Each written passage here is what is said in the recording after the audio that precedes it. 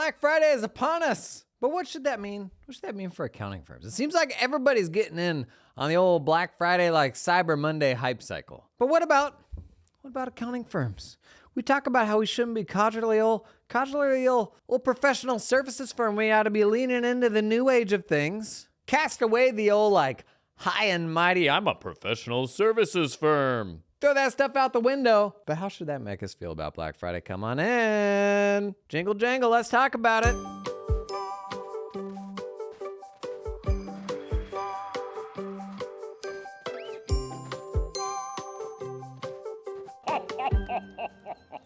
Okay, a point of clarification. What does that even mean, Jason? Are you talking about me going out and buying Black Friday deals? Or are you talking about my accounting firm offering Black Friday deals? Both. So let's talk about the first one first. Should you go out and take care of Black Friday, take advantage of other people's Black Friday deals? I can tell you by and large, I only ever got burned by this because I had a partner who was that Costco guy who was like, wow, look at this. HP Power Station 8473, what a deal. Well, look at this 4K monitor. Why is it only $45? Thanks, Costco. And before we knew it, we had we transitioned by the end to be like 50% distributed. But in the beginning, it was everyone in an office. And the result was just the hot mess that you would expect because there wasn't the willingness to pay for tech that would last another year, another 2 years. That was all the same, so it was like interchangeable. And I think most, if you have a physical office, this is still how most small businesses operate, is on the end cap Costco special model. But let's be real. Black Friday deals, I hate to say it, it's usually not the stuff you want. And if you want to protect yourself from this, don't just mindlessly scroll the deals. What you do, same thing I tell my kids, frankly. Make a list for Santa before Black Friday, okay? Make a list of the stuff that you actually want and then go see if that stuff is on sale. And sometimes it is, but it's never like the stay in a tent outside Best Buy, wrap the line around the block sort of deal. That's usually the washer dryer combo. That's the budget model that just got even budgeter. There's a, deep inside of every accountant is this, and it comes from a place of fiscal responsibility, but there's this, I don't know, I say cheapskate, but that's too severe of a term. Cost-conscious person, fiscally responsible person that lives inside of all of us that is very hard to shed. Even when, there's probably an ROI calculation to tell you that you should probably just get the better thing and move on with your life. I mean, the greatest example of this is when someone will go with a practice management system that is, $70 per month per user instead of $100 per month per user. Because they're like, that's an astronomical cost that I'm unwilling to pay. $30 a month of somebody's time. Meanwhile, they're basically commanding, $200 to $300 an hour for their work. As much as I would love for there to be all sorts of, $1.50 Costco dogs out there in the world, that pair of Levi's that you're going to wear for the next 65 years that just get better every year. For every 100 of those that you think you found, in most cases, 0 of them will actually pan out. That is my experience. And I am quick to pay for time, quick to pay for things that save me headaches. And that's why I am a no Black Friday deal guy, okay? Now, on the subject of whether your accounting firm should offer some sort of deal, I've come around on this a bit. And it's partly because of what I said in the intro. I don't want to be that codgerly firm that's immune to everything. No, the rest of this reality doesn't exist around us because we are this kind of callback to a bygone era of there's this sanctity to professional services to where we won't bow to, anything else that's happening in the universe. Here's where I draw the line, is under no situations can your prices ever be negotiable. And it means as soon as you offer a discount or any sort of wiggle room on your pricing, as soon as you open that can of worms, there's no putting that genie back in the tube. Your clients now have the perception that the pricing for what you do is negotiable, and you just got to avoid that. You can negotiate on scope. You can talk about I think you need this, but maybe they can talk you out of that or into something different. But that's very different to negotiating price. Now, A workaround here, a sneaky backdoor. An alternative to discounts is bonuses. Bonuses being things that don't require additional time from your team. So a bonus cannot be hopping on a call. A bonus could be a chart of accounts template or access to a course. Basically anything that is productized, anything scalable. I'm actually okay with those bonuses because I think bonuses actually can drive the desired behavior of folks. Like kind of current, best practice for selling things online is actually having a kind of a rotating set of bonuses so that at any given time, if there is otherwise no reason why that person ought to buy that thing today, you can use a bonus to say like, if you buy it this week, you will get X. And that's a bonus that is somehow associated with the thing you want them to buy. They go hand in hand, and they'll see that and they'll be like, oh, dang, I don't want to miss out on that, so I better do it now. Like, right or wrong, human behavior is very much driven by fear of loss. That loss aversion, we can sort of game it or lean into it by genuinely like standing up things that you will lose if you don't take this decision that or this action that we want you to take. And bonuses are the probably the only workaround here that I'm okay with, because I'm not going to do a Black Friday promo to give you 20% off of your professional fees or something like that. Like the core professional fees themselves, that's non-negotiable to me. But something that's a little bit more productized that I could hold out as a bonus, I'm okay with that. And I don't like the whole professional services being above things notion. In fact, I think most people appreciate it when you're not that way. When you're like, oh my gosh, my accountant's running a promo or a special little Valentine's thing. Like, people think that's funny. And you almost get double points for that because they just don't expect it from an accounting firm. There's a whole bunch of situations where bonuses are really valuable, whether you're trying to get folks to, buy up to a higher tier or getting a lead to commit by a certain deadline or something like that. There's all sorts of contexts where those bonuses are valuable. And actually having kind of a library of them that you can plug in different situations is a really useful thing. And that's probably the only Black Friday concession I'm willing to make. If you've ever done something Black Friday related for your accounting firm, I don't know that I've ever seen any very cool examples of that, but drop a comment below. I'd love to see it. Okay, in the spirit of thankfulness, because in the US here, yesterday everybody just ate a whole lot of food, might have watched some football, might have fallen asleep. As with most American holidays are centered around overeating, and Thanksgiving might just be the top of the heap there. But before we eat, we say the things that we're thankful for. That's what makes this one different. Let me run you through 10 things I think accountants can be thankful for these days. 1, accounting, compared to a lot of other things, is actually relatively well protected from AI. Like, you look at voice actors, designers, headshot photo takers, copywriters, VFX artists. We like to poo-poo on AI and be like, man, it's never going to be as smart as an accountant. Voice actors. Like, that was not something that anybody had on their bingo card. ChatGPT's advanced voice, like how animated it can be. I don't think anybody expected it to be this compelling this soon. And when you look at white collar work in the grand scheme of things, I actually think accounting is one of the more well-protected domains because of how gnarly many of the tools we have to use are, because accounting systems are actually a pretty large, complex data set.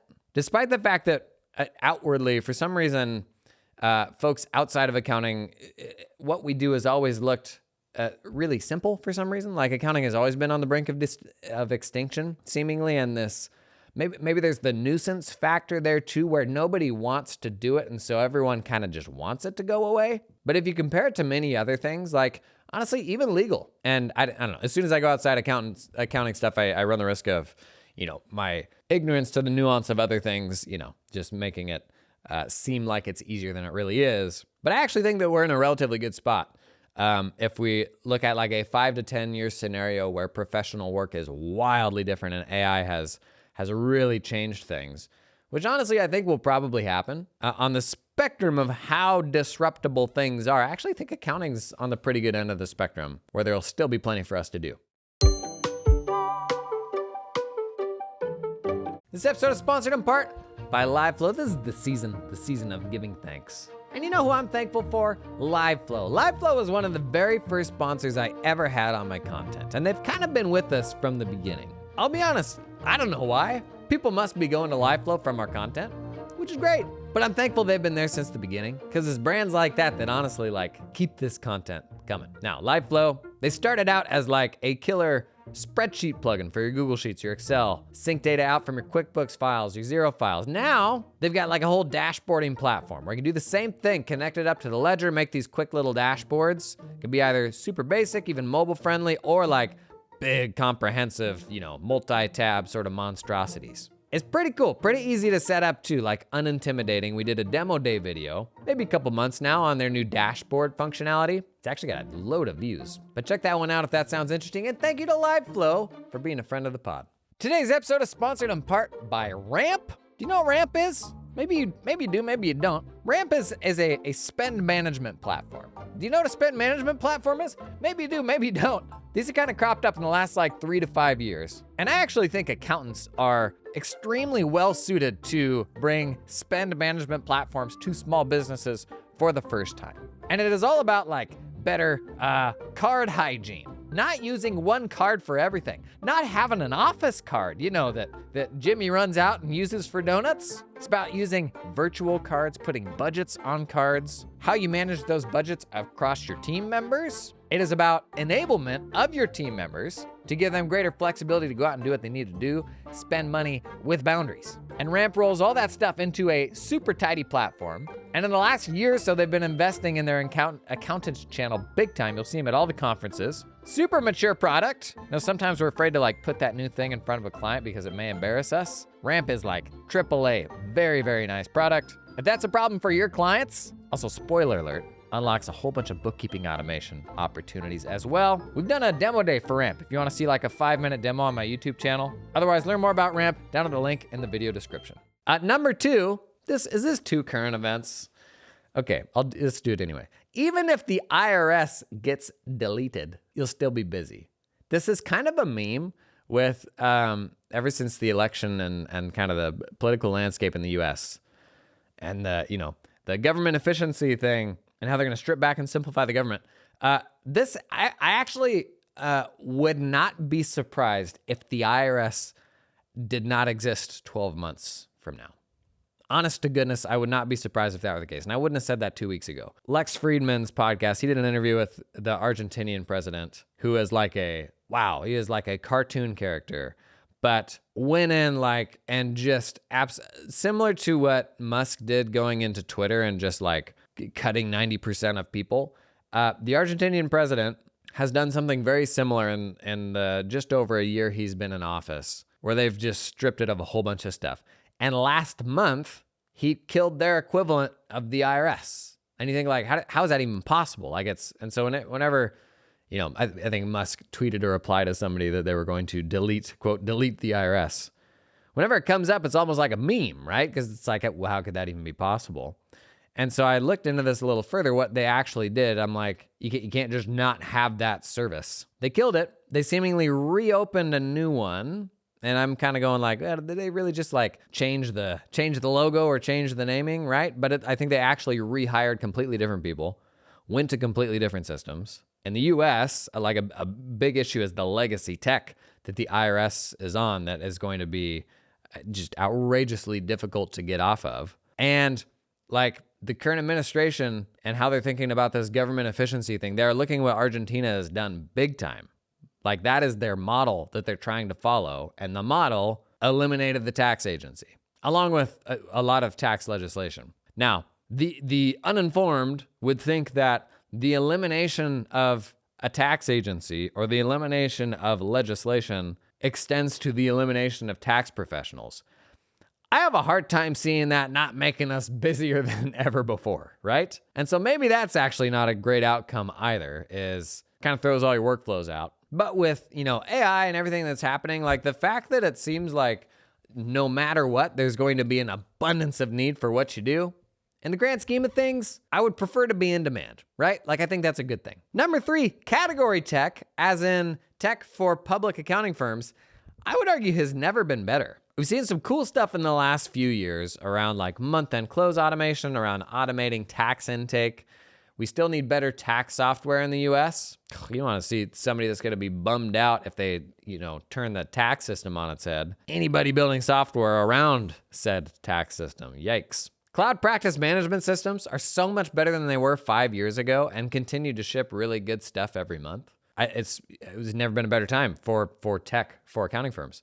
Number 4, the educational content in our space has never been better. Let me extend that to communities. We're talking communities this week and next week. If I compare this to when I became a firm owner, like 5 years ago, what was it, 6 years ago? Just think how much has changed around educational content for running small firms since then and the resources that are available to people. Man, such a huge improvement. I feel like the level of the conversations now are better than they've ever been before, more constructive around credentials and what's necessary and what isn't necessary. The fact that, anybody can go out and Google how to start an accounting firm, and the quality of what you get there, I would argue, even just in the last 5 years, has gotten so much better.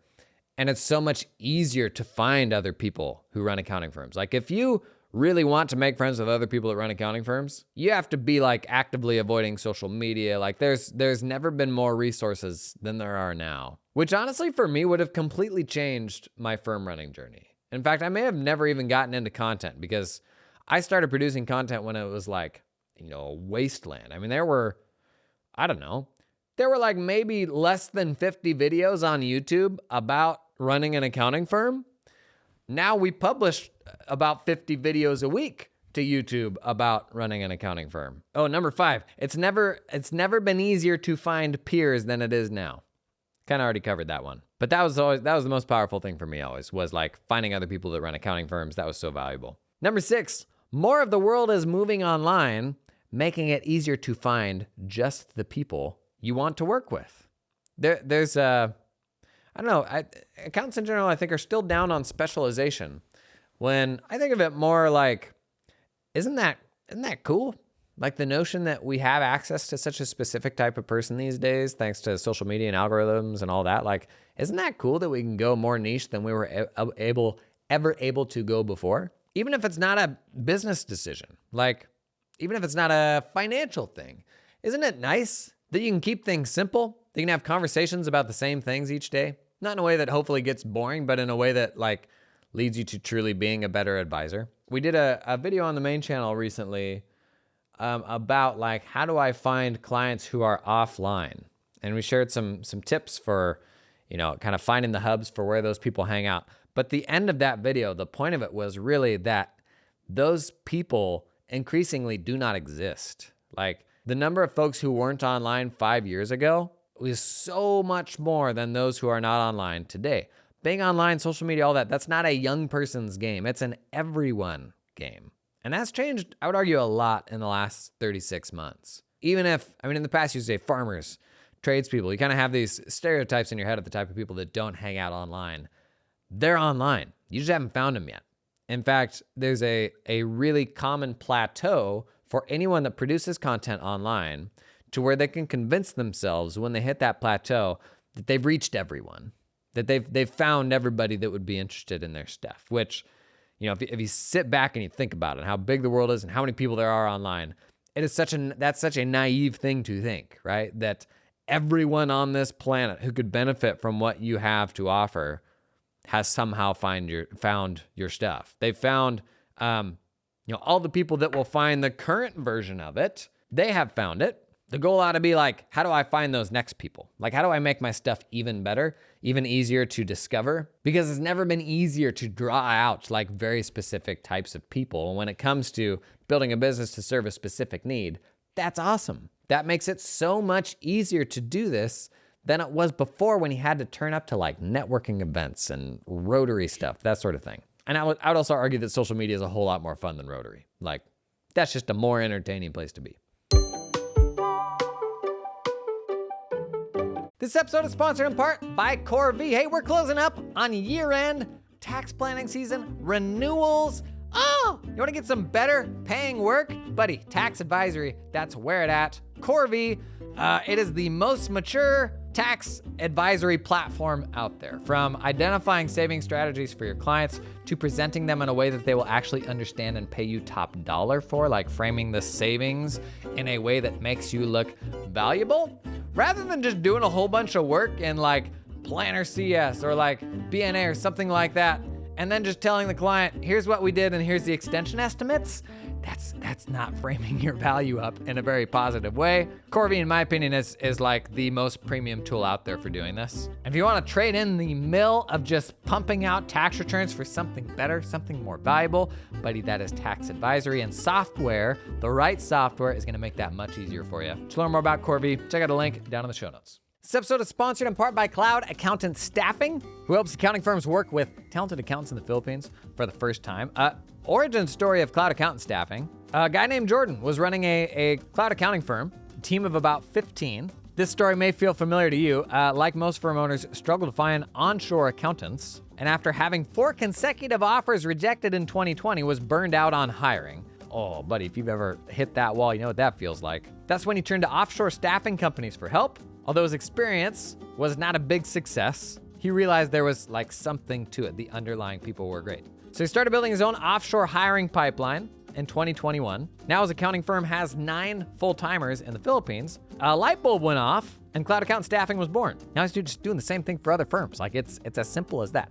The number of slimy DMs I get from, maybe I shouldn't say slimy, from random people I don't know anything about on LinkedIn offering their services. I can tell you, Jordan is literally just a guy that runs accounting firms. I don't think he still runs his firm, but that was how this whole business got started. Was he just started doing it for other people who have all the same questions you probably do if you haven't done it before. So if you're feeling blocked on hiring heading into next year, give him a shout. Cloud Accountant Staffing, link down in the show notes. Number 7, it has never been easier than now to start your own firm. Even just like starting your own business has gotten simpler. There's an abundance of, entrepreneurship advice everywhere you look, guides here and there, sales scripts. Like every aspect of running a small business, I feel like has been simplified. Not to make it sound easy by any means, but the quality of the conversation is just a lot better than it used to be. And I think coming through COVID, like the number of micro businesses and small businesses and people interested in doing their own thing, and maybe, gig work was the very first version of that. We just have more people than ever starting their own firm. Number 8, it's never been easier than now to find firms that align with your interests. You ever think about what it's like to be on the other side of the equation? The client that's trying to find somebody. And we hear a lot about folks that will just say it's very hard to find an accountant. But I would argue that oftentimes they're getting wrong the same thing that we get wrong. And that is not looking for something specific to your needs. And the people who don't really have any specificity and they need a simple tax return filed, that's very hard to find somebody to do that work because everybody's kind of running from it. But if I'm a beekeeper, when I listen to my beekeeping podcast, hopefully there's an accounting firm advertising on that beekeeping podcast. When I read that taxidermy newsletter, hopefully there's an accounting firm advertising on that newsletter for taxidermists. We heard the story the other day of a listener to the pod rocking up in a Reddit thread for machinists and mentioning that he runs an accounting firm for machinists and gunsmiths. And a whole bunch of people jumping on that thread and being like, oh man, can we talk? And picking up some clients from there. If you're on the other side of this, if you are an entrepreneur running a specific type of business, I would say while accountants are definitely in short supply, more so than ever before, you can find a firm that aligns with what you do. And increasingly people are buying based on affinity, based on feeling like they belong, because the organization or whoever it is has something to say. Like they're not like this sort of spineless vanilla homogenization of whatever the current corporate speak is. Like they're willing to be like, no, this is how we are. Here are the people we employ and here are the people that we want to work with. I think that's cool. I think that's a great way to build a business. Number 9, suckers be leaving, creating more opportunity for you. All the accountants that left during COVID, those little knobby-kneed, weak-wristed, they didn't have what it took, okay? They didn't make it through like you and I did. Now we're better for it. Are we better for it? Time will tell. But as big of a problem as it is that people are leaving, is a lot of folks in other professions. Take Hollywood, for example. Man, Hollywood is in a rough spot for a lot of reasons right now because everybody wants to do the Hollywood thing. But also there's just this consolidation going on where fewer and fewer things are getting made, and the only things that are getting made are like humongous Marvel and Mission Impossible type films. Imagine if in that industry, people were like, oh no, everybody's leaving. Now what? How do we get more people into the pipeline? Hollywood people have never said that in a million years, I don't think. And so while it is a problem that people are leaving the accounting profession, could be worse, right? That means creating opportunities for you and I. Last, number 10, you've never been more in demand than you are now, giving you the opportunity to only work with people who love you. Aw, Jason. Gang, it's never been a better time to be an accountant than it is right now. Is the old AI asteroid about to wipe out all the knowledge work on the planet? Maybe. Doesn't seem like it, but maybe. But if there's a problem for accounting firms today, it's having the gumption to say no and get more selective. And on the spectrum of problems to have, that's not a bad one. There's a lot worse problems to have than people want to work with me too much. Now, how do I make the most of that and kind of turn it on its head? I get really selective about who I think I can best help. And if I'm running a small shop, especially if that shop is kind of just built around me, these are shops 1.5 million and under. If I kind of want it to be built around me and around my interests, I'm looking for the Venn diagram of problems that are like rare problems that are valuable that I can solve for people. I'm looking for the intersection there between that and the stuff that I'm into, because I'm a human being with interests and needs. But let's just talk about my interests. I used to race rally cars. When I was a child, I collected Beanie Babies. Oh, did I wait in a lot of lines to buy Beanie Babies with my mother. I'm kind of over that now. What else am I into? My kids are getting into archery. I could see myself being an archery guy. I don't know that I'm quite butch enough for that, but it's something I could aspire to. Super into fitness stuff.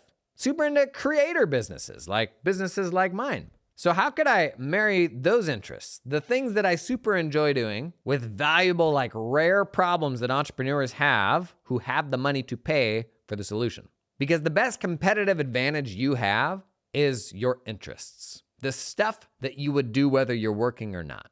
What do I do at night? What do I read about? What's the stuff that comes up in my Google News where I'm like, oh, I want to learn about that more? That's what makes you you. And if you're looking for an entrepreneur to work with, a bad place to start isn't folks that have that same stuff in their feed, right? If you're not into dentistry, but you spend the rest of your years talking to dentists every day, that's fine. That's not the end of the world. But if you can talk with people who are into the stuff that you're into, so it doesn't even feel like work and you have fun hanging out with them and talking with them, that's pretty great too. Now, can you burn out? Can you get bored of that? You certainly can. But you also don't need to run the same accounting firm forever. You could pivot to something else. You could sell the practice and go start a new one. I'm kind of over the notion of forever practices. In fact, I've seen some unbelievable practice sales from people lately. In fact, I think it was beginning of this week on this podcast, Rebecca Driscoll was talking about tweeting and posting on LinkedIn to say I'm going to sell my cloud accounting practice. Let me know if you're interested. And got over 100 LOIs, I think she said she got.